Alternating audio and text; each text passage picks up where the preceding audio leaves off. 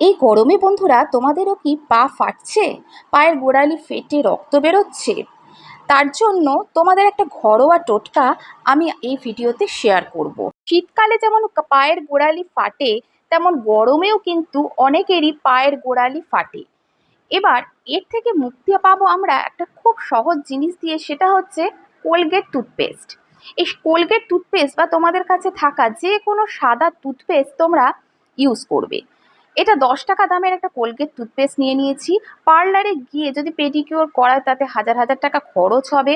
তা না করে ঘরে বসেই মাত্র দুটো পদ্ধতির মাধ্যমে আমরা কিভাবে পা ফাটাকে দূর করতে পারবো তা দেখতে বন্ধুরা ফুল ভিডিওটা ওয়াচ করো।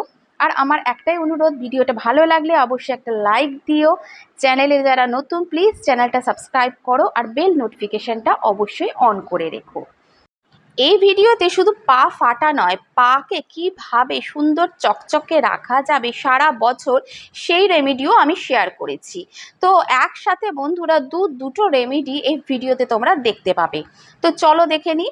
আমার পাটা দেখো, আমি ডেলি পরিষ্কার করি, তা সত্ত্বেও আমার পায়ে কিন্তু হালকা কালো ছোপ পড়ে গেছে আর গোড়ালির চামড়া কিন্তু মোটা হয়ে গেছে।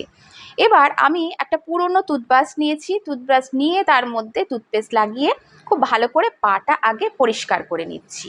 প্রথমে কিন্তু পা পরিষ্কার করা দরকার। অনেকেরই হাতে এখন সময় নেই, গরম জল করো, তার মধ্যে শ্যাম্পু দাও, অনেক কিছু দাও, সেই দিয়ে আবার পা ডুবিয়ে বসে থাকা, এসব কিচ্ছু করতে হবে না। শুধুমাত্র টুথপেস্ট নেবে এরম পুরনো ব্রাশে, দিয়ে পাটা একটু জলে ভিজিয়ে নিয়ে এরমভাবে পায়ের গোড়ালিটা পরিষ্কার করে নেবে।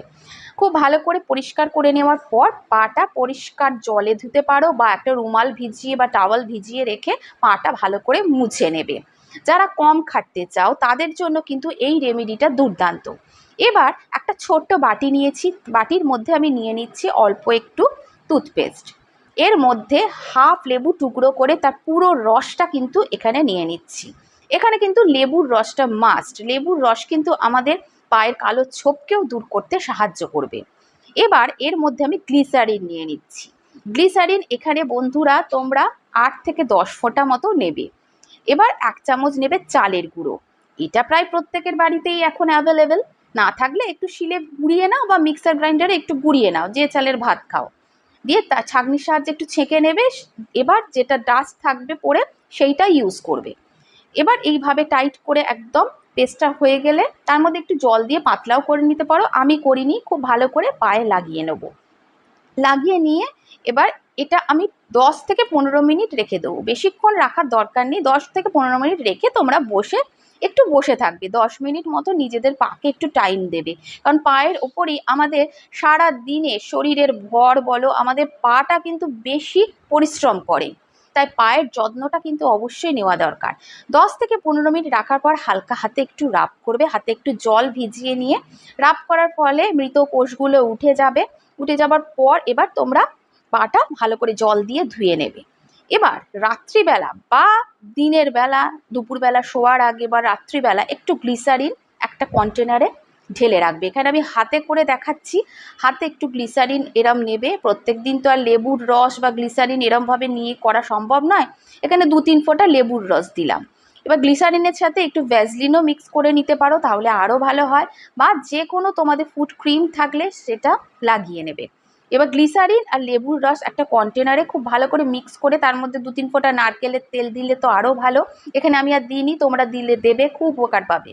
দিয়ে ভালো করে পাটা এরম মালিশ করে নেবে। মালিশ করে নিয়ে রাত্রিবেলা শুয়ে পড়বে। কোনো মোজা পরার দরকার নেই, কিচ্ছু করার দরকার নেই।